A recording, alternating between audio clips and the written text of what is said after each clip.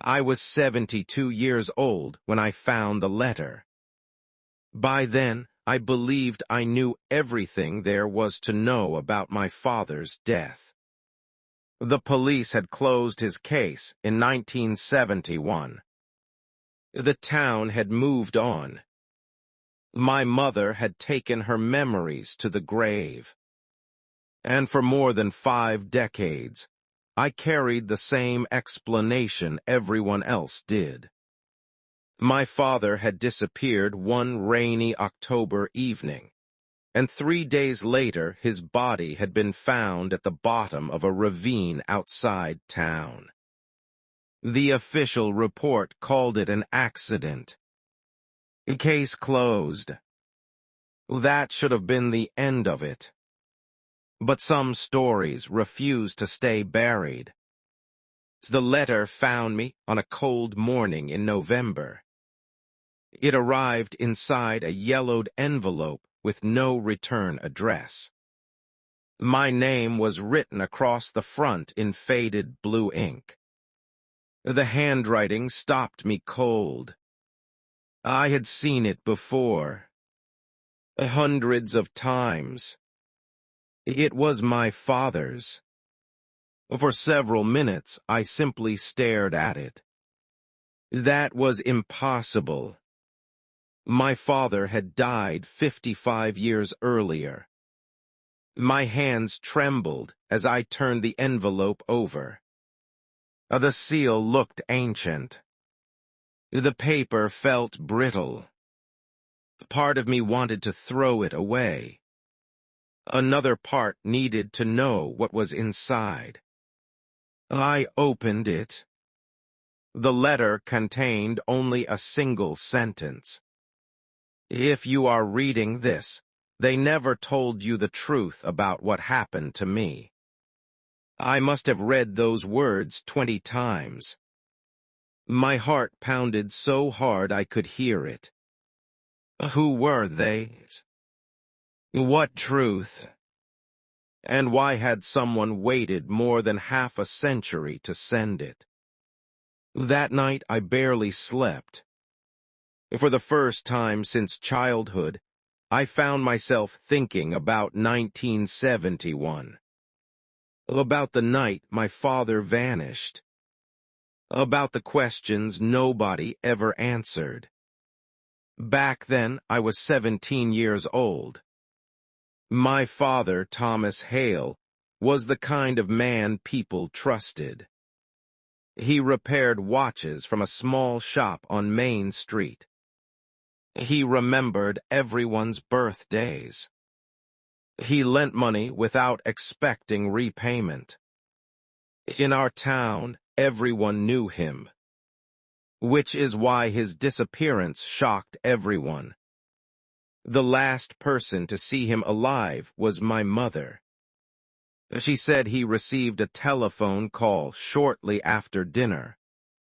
After the call, he looked nervous, distracted. He told her he needed to meet someone. When she asked who, he refused to answer. Then he grabbed his coat and left. Those were the last words she ever heard him speak.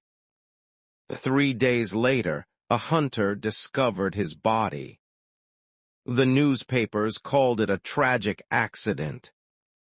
Police said he must have slipped during the storm. No signs of foul play. No suspects. No investigation beyond a few routine questions. Case closed. But even as a teenager, something about it never felt right. My father hated that road. Everyone knew it. He avoided the ravine whenever possible. Yet somehow he ended up there alone during the worst storm of the year. I asked questions.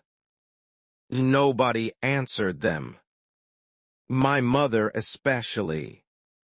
Whenever I mentioned that night, she became distant. Frightened. as if speaking about it could awaken something dangerous. Eventually, I stopped asking. Life moved on. Or at least it pretended to. The letter changed everything. The next morning, I drove to the county archives. The building looked exactly as I remembered. Dusty shelves, old records, yellowed newspapers. A young clerk helped me locate my father's file. The folder was thinner than expected. Only a few pages. A brief report. Several photographs. Witness statements. Nothing remarkable. Then I noticed something strange. According to the report, police interviewed 6 witnesses. But only 5 statements remained in the file.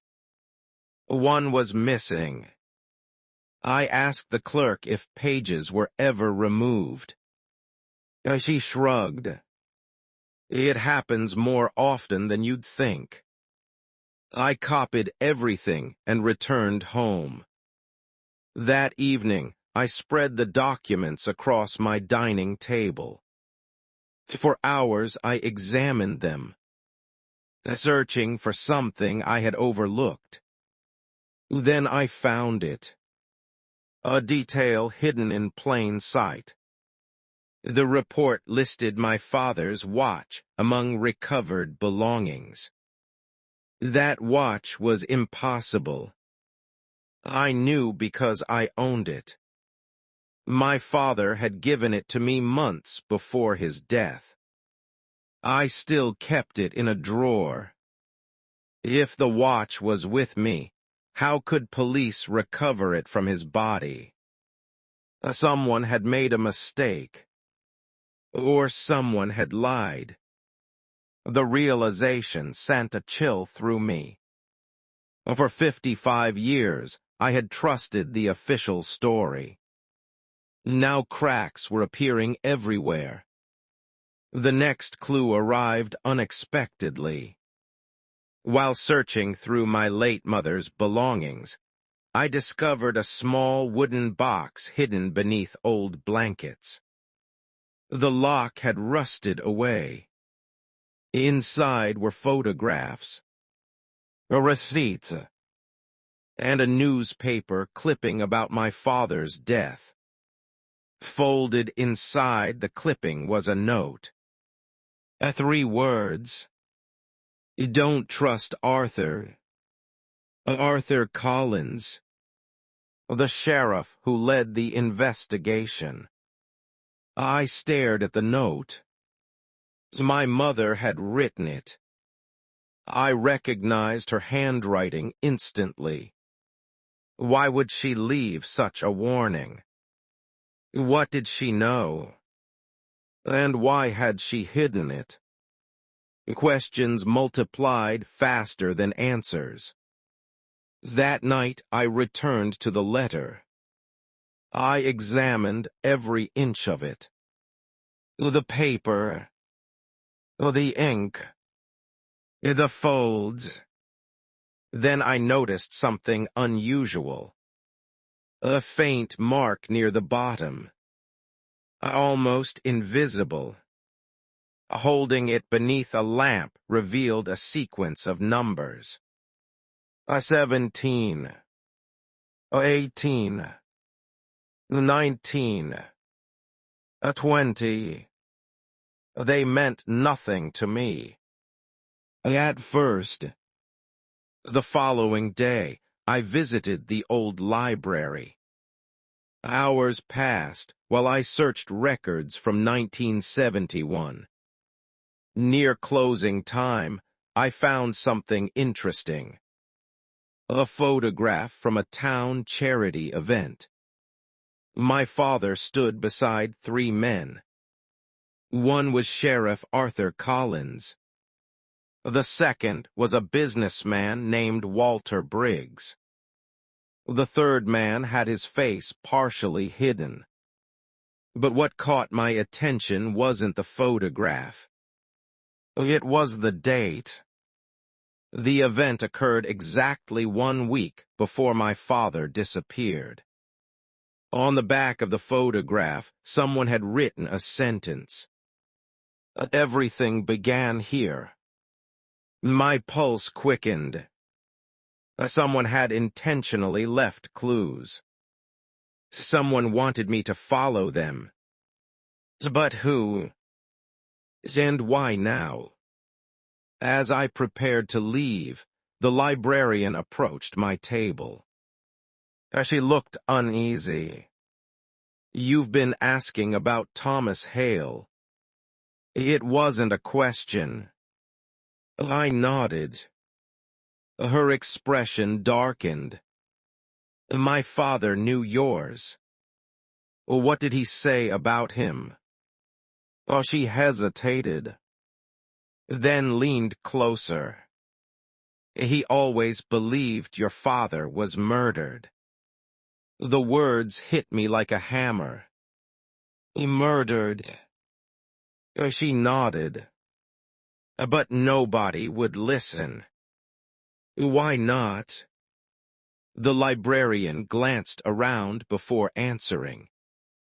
"Because certain people were very powerful in 1971. I waited." She swallowed hard. "My father said your dad found something he wasn't supposed to find." Before I could ask another question, she walked away, leaving me alone with those words. Found something he wasn't supposed to find. That night I couldn't sleep. Every clue pointed in the same direction. The accident wasn't an accident. The investigation wasn't honest. And someone had spent decades hiding the truth. Near midnight, I pulled the wooden box toward me again. This time I examined every inch, running my fingers along the inside walls. That's when I felt it. A loose panel. Carefully, I pried it open. Behind it was another envelope. Smaller than the first, older, and addressed directly to my mother. My breath caught. Inside was a photograph. A photograph taken the night before my father died. He stood beside a black car, talking to someone. Most of the person's face was hidden by darkness, but one detail remained visible. A sheriff's badge. On the back of the photograph was a message written in my father's handwriting. "If anything happens to me, Arthur knows why." I sat frozen. Outside, rain tapped against the windows. Inside, my entire understanding of the past collapsed. The sheriff. The missing witness statement. The false evidence. My mother's warning. The mysterious letter. They were all connected. But to what? And why had my father accused the very man responsible for solving his case? As I turned the photograph over once more, something slipped from behind it. A tiny folded piece of paper. I unfolded it slowly. Then my blood ran cold. Written in trembling ink were 6 words. "They know I kept a copy." A copy of what? And who were they? I didn't know it yet. But the answer to that question would uncover a secret buried for more than half a century, and reveal why my father had truly died. I did not touch the photograph for a long time after that. It sat on my table like something alive, something watching me back. They know I kept a copy.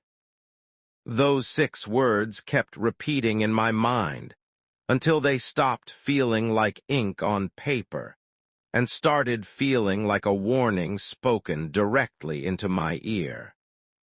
I locked my doors that night, not because I thought someone would break in, but because, for the first time in my life, I was no longer sure they hadn't already been inside my past. The next morning, I went back to the wooden box. I checked every photograph again, every document, every fold of paper. If there was a copy, I needed to find it. That was when I noticed something I had missed. The numbers hidden in the letter. 17, 24, 11, 5. At first, I thought they were random. But now I saw a pattern in everything. I returned to the library. This time I asked for old filing systems, indexes, anything from 1971 that could explain numerical records. The librarian hesitated, then brought me a dusty ledger used for archived police evidence logs. Each case was assigned a code. My father's case number was 17-24. My breath tightened. I turned page after page, looking for 17-24. Finally, I found it. But something was wrong. The file entry existed, but it had been rewritten. The original line had been scratched out and replaced. Not once, twice, as if someone had tried to erase and then re-erase the truth. Underneath the corrections, barely visible, was the original classification. A suspicious death, investigation pending external review. External review. That was never mentioned in the public report. Never in the newspaper. Never in my childhood. Someone had buried that detail deeper than the body itself. And then I saw something else. A second file number written in the margin. 17-24. I requested it. The clerk returned minutes later with a single page. But when she placed it on the desk, her hand trembled. "Only read it here," she said quietly. Then she walked away. The page contained a transcript. An interview. Dated 2 days before my father's death. The interview was with my father. My hands went cold as I read the first line. "Mr. Hale, can you explain what you saw at Briggs' warehouse on October 11th? My father's response was written beneath it. "I saw enough to get killed for." I stopped breathing. The transcript continued. The officer asked him what he meant. My father refused to answer directly. Instead, he said something else. "If anything happens to me, it won't be an accident. It will be cleanup." A cleanup. That word felt heavier than anything I had read so far. A deliberate act. Not panic. Not chance. Something controlled. Something organized. My father was not afraid of dying. He was afraid of what would be done after. I left the library without speaking to anyone. Outside, the air felt different, heavier, like the town itself was remembering something it had spent decades trying to forget. I drove to Briggs' warehouse that afternoon. It had been abandoned for years. Windows broken. Metal rusted. A fence wrapped around it like a scar that never healed. This was the place my father had seen something. I stood outside for a long time before entering. Inside, everything was silence and dust. Until I found the office. A single room still partially intact. A desk. A broken chair. And on the wall, faint outlines where photographs had once hung. Then I saw it. A safe built into the floor. Half hidden beneath debris. The lock was damaged but not destroyed. Someone had tried to open it years ago. And failed. I don't know how long I worked on it. But eventually it clicked. The door opened with a sound like something exhaling after decades of silence. Inside were documents. Dozens of them. Police reports. Bank transfers. Contracts. Names. Names I recognized. Sheriff Arthur Collins. Walter Briggs. And others I had never heard before. But the most important item was at the very bottom. A reel of microfilm. Attached to it was a note in my father's handwriting. If you are reading this, I didn't survive. Do not trust the report. The fire was not the only cover-up. The fire. My mind stopped. For a moment, everything connected in a way I didn't want it to. The accident. The missing witness statement. The rewritten files. The closed case. And now, another layer. The fire. I turned on the small projector I found in the office and played the reel. At first, it showed invoices, records, paper trails. But then the images changed. Photographs. Dark ones. Taken at night. Men loading crates into trucks. Briggs' warehouse. Sheriff's patrol cars nearby. Not stopping them. Watching. Participating. Then one final image appeared. A list of names. At the top. A Witness Protection Removal List, 1971. My father's name was on it. But so was someone else. The librarian's. Her father. The man who had warned her all those years ago. That was when I heard the floor creak behind me. Slow. Intentional. I turned. A man stood in the doorway. Older. Calm. Familiar. Sheriff Arthur Collins. Except he was not wearing a uniform anymore. Just a dark coat.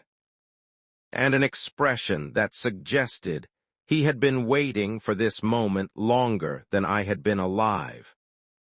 You shouldn't have come here, he said quietly. My throat tightened. You killed him, I said. He didn't deny it. Instead, he stepped inside. "Your father made a mistake," he replied. "He thought truth mattered more than survival." I held up the documents. "This is murder." He shook his head slowly. "No," he said, "it was containment." That word again. A containment. A cleanup. The same idea, different name. "Where is the copy?" I asked. For the first time, something changed in his expression. Not fear. Recognition. "You already found part of it," he said. My heart pounded. "There were more copies," I said. He nodded once. "Of course there were." A silence filled the room. Then he spoke again, softer now. "Your father wasn't the only one who kept records. He just wasn't careful enough." I stepped back. "What happened that night at Briggs' warehouse?" He looked at me for a long moment, then said something I will never forget. There was no accident, no fire, and no single death event. There was a decision. My hands shook. A decision made by who? He didn't answer directly. Instead, he placed something on the desk. A small box. The same kind my mother had hidden for years. Inside was a watch. My father's watch. Still ticking. After 55 years. My world collapsed again. "He didn't fall," Arthur said quietly. "He was taken." "Taken where?" The sheriff turned toward the door. "Some truths don't stay buried. They are moved." And then he added the final sentence. "If you keep digging, you will understand why your mother warned you." He left before I could stop him. I stood there alone, surrounded by decades of lies. And for the first time, I realized the letter I had received was not the beginning of the story. It was permission. Permission to remember. Or punishment for forgetting. When I returned home that night, I found something waiting on my doorstep. A second envelope. No name. No address. Inside was a single photograph. My father, standing alive, taken years after his death. On the back were 4 words. "Now you are next." And beneath them, another set of numbers. 17, 24, 11, 6. The same pattern. But one digit had changed, meaning the story wasn't over. It had only moved forward. And somewhere, someone was still keeping records. Still watching. Still waiting. And this time, they knew I had opened the door that should have stayed closed.